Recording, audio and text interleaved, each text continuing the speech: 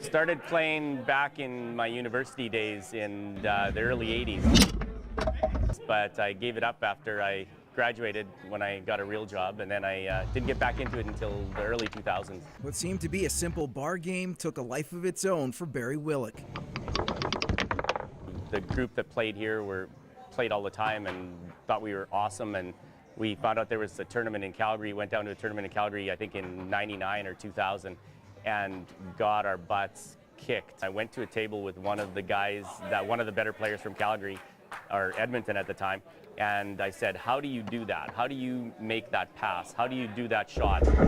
And I set my videotape on my tripod, and I videotaped him doing all of this. Soon, Barry started running tournaments in Saskatoon. We ran the largest Canadian tournament in Canada for about 4 or 5 years. With over a decade of competitions under his belt, the next stage for Barry was the national team. They did a vote basically to vote who they thought should be the top 7 players of those players that were to go down to France and represent Canada. So that's how I got in. An experience of a lifetime.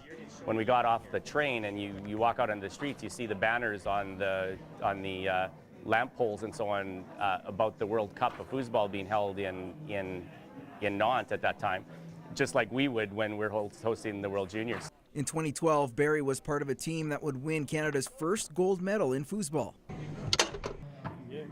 Game partner. Now, Barry spends his time as a mentor to help out the younger group of foosball enthusiasts. So we really tailored it to try to bring people along and to want to keep coming out and enjoying playing. And so, whatever part I've played in that, has been along with all of the others, because it's a community. Moses Wildu, CTV Sports, Saskatoon.